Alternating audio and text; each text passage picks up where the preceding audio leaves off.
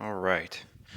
Let's get this out of the way first. The thoughts, views, and opinions expressed on Tailboard Talks Firefighter podcast are solely those of the speakers, guests, and host, and do not in any way represent the thoughts or views or opinions of any other employer, partnership, or sponsor.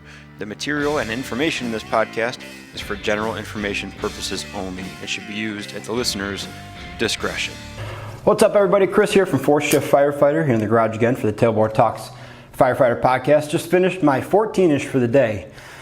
Feels good, man. I haven't worked out this consistently in probably months.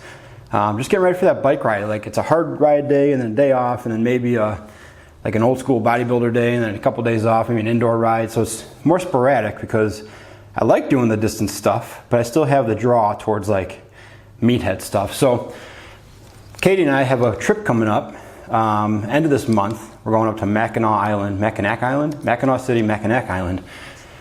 And this is something we did 2 years ago where we're like, okay, 2 weeks from now we have a trip. We know we're gonna be drinking there. Our eating's gonna be kind of all over the place and going out a bunch because we're on vacation. Let's kind of, get back to baseline for a few weeks so we don't feel like a complete pile of goo out there on the beach and just in general, right? Because we know we're gonna have fun on vacation. That doesn't mean having a few drinks and staying out late. So I kind of came up with this thing called the 14-ish. And I was in reflex of seeing things like Whole 30 and 75 hard and whatever other crazy stuff that I'll never try because it's way too hard. I shouldn't say that. The actual program isn't that hard, but the structure of it and the consistency of it with as much stuff as you have to do and how restricted it is very hard for me. I just don't care. I mean, it's why I'm bad at board games and video games. I don't learn the strategy. I just don't care. It doesn't make sense to my brain. So I thought, well, what's a more realistic approach to this thing? What can I do? What can we do in 2 weeks? And that was about 2 weeks till our next camping trip. So 14 days-ish, because if you want to extend it further, go for it. If you screw up a couple days and you want to tack on a few extra days at the end, cool. It could turn out to 17 days. And not too difficult. Because I'm not looking to make major changes. I'm looking to get back to the habits and the routines that I liked doing in the first place that were beneficial. So it's not like all this new stuff. It's basically things that you fell off of doing or you're like semi-committed to, but you know there's a good benefit to it. And then you just make a conscious effort to do those things for 14 days. So it's pick 2 or 3 things, do them for 14 days, nothing difficult, no high barriers of entry. You don't have to buy anything, no equipment you need to purchase. You don't even need to follow the template if you don't want to. It's your rules, man. But for this one, we're doing no drinking during the week because we might just have a drink or two on the weekends. And then I'm doing 100 squats and 50 push-ups every day. So no booze during the week, and then a little bit of exercise every single day.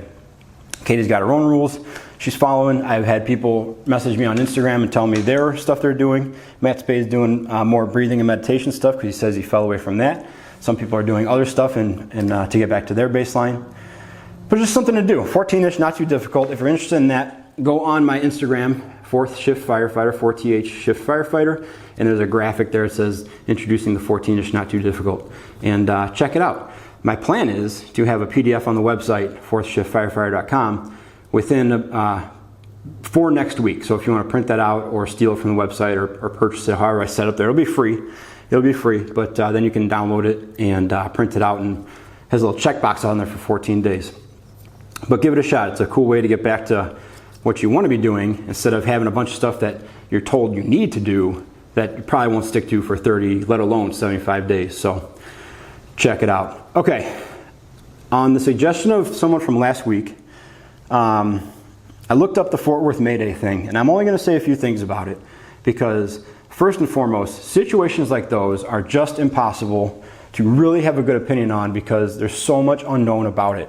And there's going to be so much unknown about it for a long, long time until like an official report comes out from whoever's investigating it, right? And even Project Mayday and some other places have pretty limited information on at this point. So it'd be pretty irresponsible for me to be like, there's no way they should have been searching, or how could they not have seen the extension, or no wonder behavior changed because somebody opened a door over here and create a flow path or whatever, right? The brief synopsis is these guys went to do a search, the situation deteriorated, they had to bail. They both went to the hospital. I think 3 of them got injured. Second and third degree burns over a large area of this guy's body. Not great. But how do we get there, right? And it made me think like, well, what things can we get from that in a general standpoint that we can all apply regardless of what situation we're going into, right? Because terminology is going to be different. They said there was a conversion above a carport with occupancy in there. They didn't say if there's reports of victims trapped. They didn't say that everybody was out. They didn't say if they established an IRIC or went in without it. They didn't say if they, a lot of details. So what can we do? And I tried to hash out a little bit of a saying, which I put on my Instagram stories this morning, that there's 3 levels basically when you show up to a scene if you're the first in officer. So it's going to get a little textbooky here, but not really. There's the strategic, the tactical, and the task, okay? And this is something that is beginning to be taught through my department from our battalion chief, but something that we've known kind of going through the promotional center testing process for a long time. This is one of like the paragraphs you put out there, the pre-recorded things that you play back for the assessors. Strategic, tactical, and task, okay? And it goes from very wide scope down to extremely small scope, depending on what level you're in. Strategic being like, what are we doing? Offensive, defensive? What's the general branch we're going down, right? And then tactical is where we get into like the reccio stuff, rescue, extension, ventilation, stuff like that. So you decide like, what thing are we going to be doing on scene as a priority? And then task level is the street, baby, like hands-on. Not only what door are we forcing, but what tools you're bringing and how you're positioning the forks in the door. Task level, very nitty-gritty stuff. And whenever situations like this Mayday come up, it's very easy for people to get on Reddit and get on social media and put broad brush things out there. We're here to save people no matter what the cost. We know the job is inherently dangerous. That's what you signed up for. I'm an aggressive firefighter. I'm always going interior. I'm on a truck company. We're making the roof every time. There's no reason to go hit hard from the yard. Transitional attack is a false thing. There's all these broad statements out there that show someone's attitude or mindset towards a fireground, right? Where I think that becomes an issue is that's a good, aggressive, hard-charging, smoke-eating mindset for the task level. I want that intensity on the task level, okay?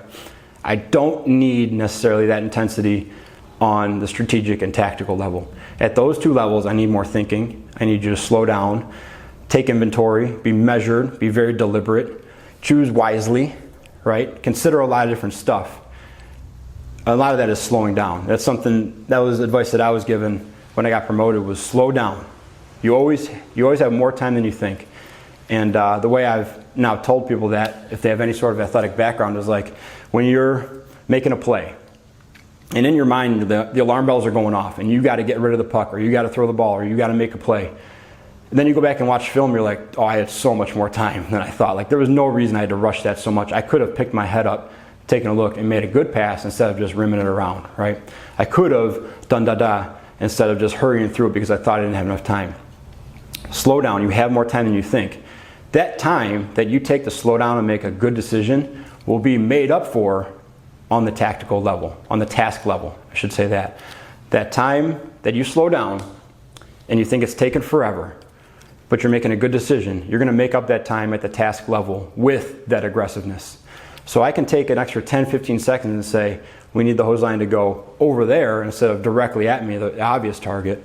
And then I need aggressiveness getting that hose line in place into where it's got to go. I can be more measured in saying we need to take some natural openings and just go figure out what's going on the roof and figure out a floor plan, instead of saying we need ventilation, go make a big hole and put people at risk, right?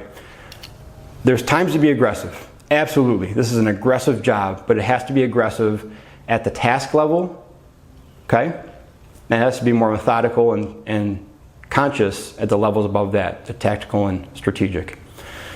So that's my word of advice, okay?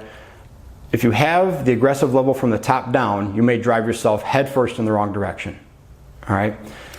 If you can slow down a little bit, make good decisions with limited information in a relatively brief, rapid amount of time. I'm not saying take forever. You still got to make decisions quick because things are going on. But if you can slow down and make those good decisions up front, and then set the dogs free at the task level with super duper aggressive workers below you or on your scene, or that your company you're part of now, that is going to result in a much better operation, in my opinion. Okay.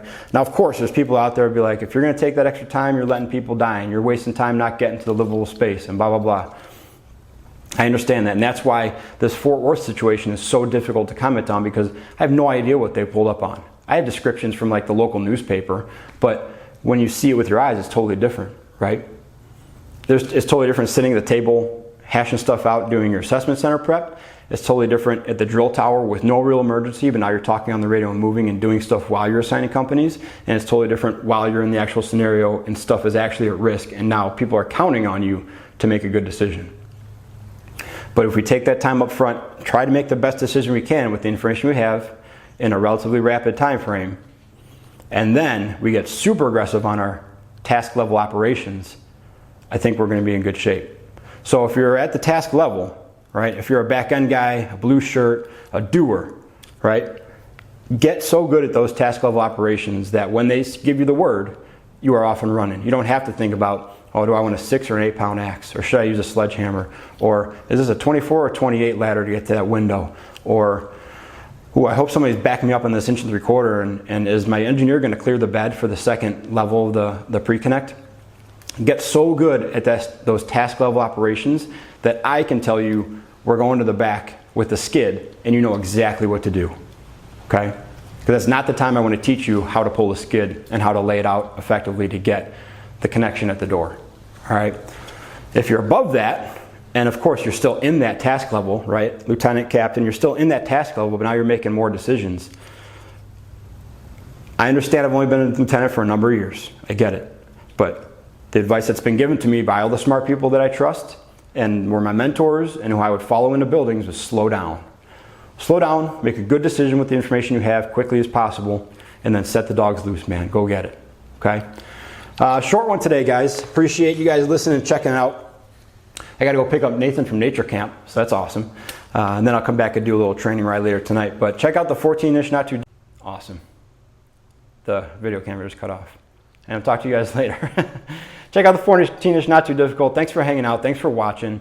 Go on the website, donate coffee, follow my affiliates, all that good stuff. But let's all work on being more capable and durable on the job and away from it, and being a 4th shift firefighter.